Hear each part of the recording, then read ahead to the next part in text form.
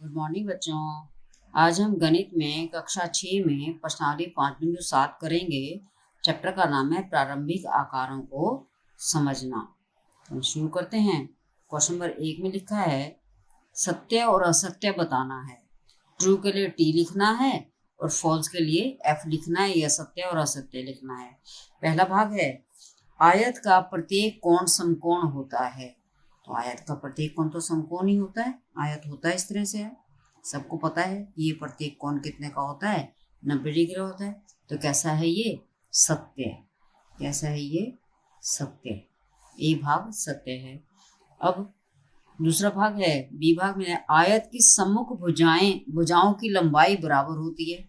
आमने सामने की लंबाई बराबर होती है। ये इसके बराबर है, इसके बराबर है। तो ये भी सत्य है। ठीक है। और सी भाग में लिखा है वर्ग के विकर्ण एक दूसरे पर लंब होते हैं। बिल्कुल सत्य है। जो वर्ग होता है, वर्ग के विकर्ण जो है ये एक दूसरे को लंब पर समद्विभाजित करते हैं। ये लंब पर समद्विभाजित करते हैं। बिल्कुल सही है, ये भी सत्य है। ठीक है। अगला है समचतुर्भुज की सभी भुजाएं बराबर लंबाई की होती हैं। नाम से ही पता चलता है समचतुर्भुज समान है जिसकी चारों भुजाएं, तो इसका मतलब ये भी सत्य है। नेक्स्ट है समांतर चतुर्भुज की सभी भुजाएं बराबर लंबाई की होती हैं। ये गलत है, क्योंकि समांतर चतुर्भुज में आमने सम्मुख भुजाएं बराबर और समानांतर होती हैं, लेकिन ये बराबर जरूरी नहीं है। अगर बराबर होगी तो ये आयत बन जाएगी। तो आप ये सम्मुख भुजाएं बराबर होती हैं, आमने सामने की भुजाएं बराबर होती हैं, लेकिन सभी भुजाएं नहीं होती। यहाँ इसने लिख दिया सभी भुजाएं। सभी भुजाएं नहीं होती। आमने सम्मुख भुजाएं बराबर भी होती हैं और समांतर भी हो जाती हैं। ये असत्य आ गया। अगर सभी भुजाएं बराबर हो जाएं तो ये समचतुर्भुज बन जाता। अब अगला है समलंब की सम्मुख भुजाएं समांतर होती हैं। देखो समलंब जो होता है वो सम्मुख भुजाएं समांतर होती हैं, पर एक पेयर होता है। ये एक पेयर समांतर है, दूसरा पेयर तो असमांतर है। ये समांतर नहीं है। अगर ये भी समांतर हो जाए तो इसका नाम समलंब ना होकर के समांतर चतुर्भुज हो जाए। इसलिए ये वाला असत्य है, क्योंकि इसने ऐसा लिखा नहीं। एक पेयर है तो ये सत्य है, लेकिन इसने ऐसा कुछ लिखा नहीं है, इसका मतलब ये भी असत्य है। ठीक है। अगला क्वेश्चन है क्वेश्चन नंबर 2 में लिखा है वर्ग को निम्नलिखित के लिए कारण दीजिए। कारण देना है क्वेश्चन नंबर 2 में। वर्ग को एक विशेष प्रकार का आयत समझा जा सकता है। यानी वर्ग और दूसरा है आयत। कहते हैं वर्ग जो है वो आयत ही है। कारण बताना है क्यों है ये। देखो वर्ग की चारों भुजाएं बराबर, चारों भुजाएं बराबर, तो सम्मुख भुजाएं भी बराबर हैं। इसमें सिर्फ सम्मुख भुजाएं बराबर।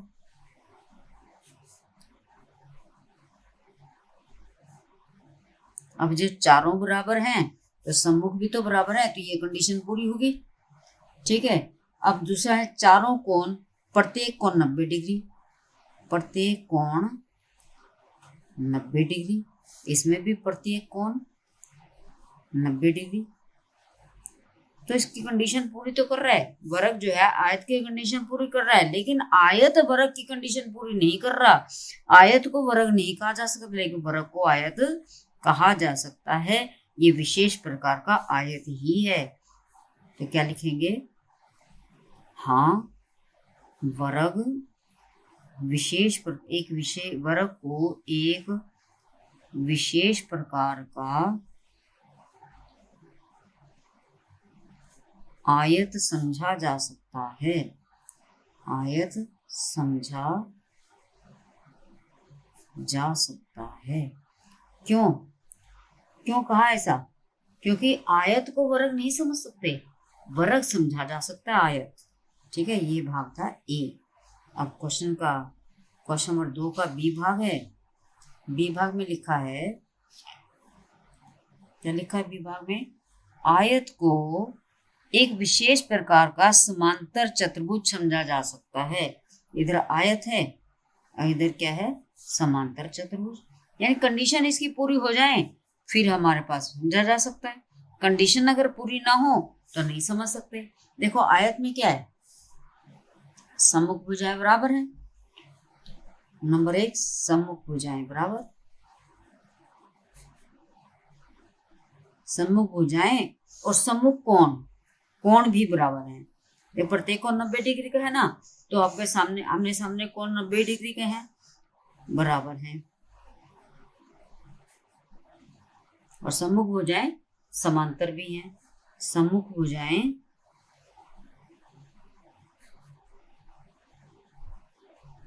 समांतर भी हैं।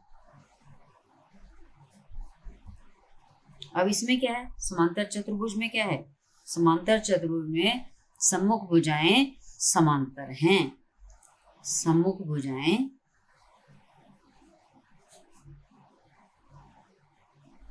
समांतर व बराबर है, वो बराबर है। और सम्मुख कोण भी बराबर है, सम्मुख कोण बराबर है। ठीक है, सम्मुख कोण भी बराबर है। अब इसमें क्या, सम्मुख भुजाएं कोण बराबर है, इसमें सम्मुख भुजाएं बराबर हैं, समांतर हैं और बराबर हैं। लेकिन सम्मुख कोण भी बराबर है, इसमें सम्मुख भुजाएं समांतर भी हैं, बराबर है, सम्मुख कोण भी बराबर है। बल्कि इसमें प्रत्येक कोण 90 डिग्री का है। प्रत्येक कोण कितने का है, 90 डिग्री।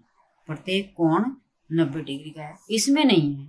इसका मतलब प्रत्येक आयत तो समांतर चतुर्भुज है, प्रत्येक समांतर चतुर्भुज आयत नहीं हो सकता। इसलिए हम आयत को क्या है, जो लाइन लिखी है, आयत को एक विशेष प्रकार का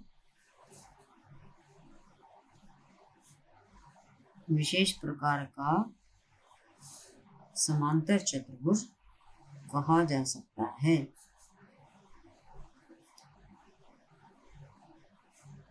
कहा जा सकता है क्योंकि समांतर चतुर्भुज को हम आयत नहीं कह सकते, लेकिन आयत को विशेष प्रकार का समांतर चतुर्भुज कहा जा सकता है।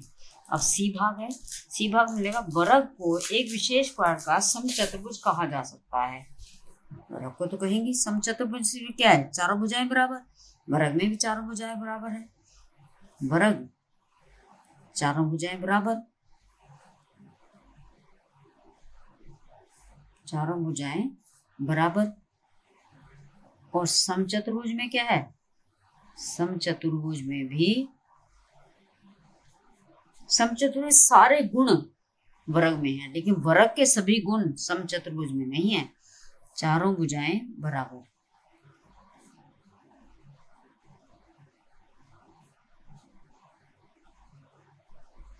सम्मुख कोण भी बराबर, चारों भुजाएं बराबर, सम्मुख कोण भी बराबर। इसमें भी है सम्मुख कोण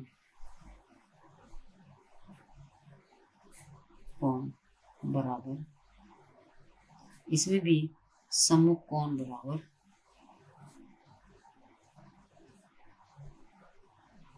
तो हम कह सकते हैं समचतुर्भुज में चारों भुजाएं बराबर होती हैं, वर्ग में चारों भुजाएं बराबर है। समचतुर्भुज में सम्मुख कोण बराबर होते हैं, वर्ग में भी सम्मुख कोण बराबर है। लेकिन इसीलिए वर्ग को तो समचतुर्भुज समझा जा सकता है, समचतुर्भुज को वर्ग नहीं कहा जा सकता। क्यों, क्योंकि इसमें एक फालतू चीज है, क्या, प्रत्येक कोण 90 डिग्री का है, उसमें प्रत्येक कोण 90 डिग्री का नहीं है। इसलिए हम वर्ग को एक विशेष प्रकार का समचतुर्भुज समझा जा सकता है। ये सी भाग है, वर्ग को एक विशेष प्रकार समचतुर्भुज समझा जा सकता है। हाँ, इसमें लिखना है, हाँ, एक वर्ग को एक विशेष प्रकार का समचतुर्भुज समझा जा सकता है। ठीक है, अब डी भाग है, डी भाग में क्या लिखा है, वर्ग, आयत, समचतुर्भुज, समांतर चतुर्भुज। क्या क्या लिखा है डी भाग के अंदर, वर्ग, आयत, समांतर चतुर्भुज,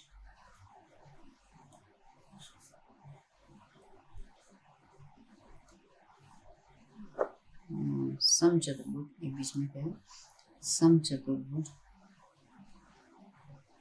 समचतुर्भुज, समांतर चतुर्भुज,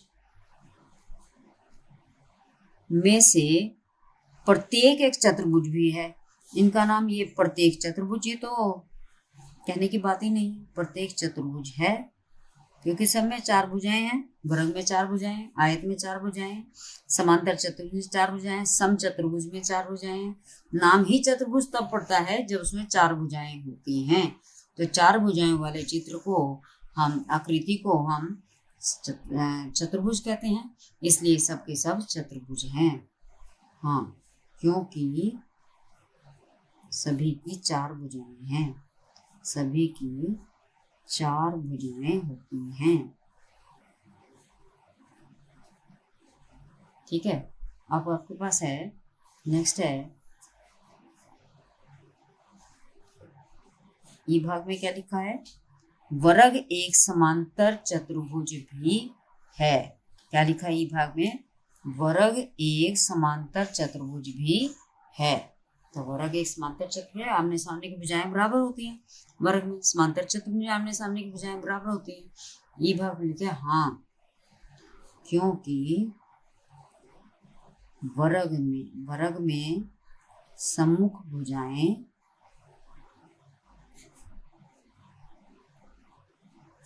समांतर व बराबर होती हैं, बराबर होती हैं, और प्रत्येक कोण 90 डिग्री का होता है, इसलिए सम्मुख कोण भी बराबर है, सम्मुख कोण भी बराबर है, इसलिए वर्ग एक समांतर चतुर्भुज है। इसलिए वर्ग एक समांतर चतुर्भुज है।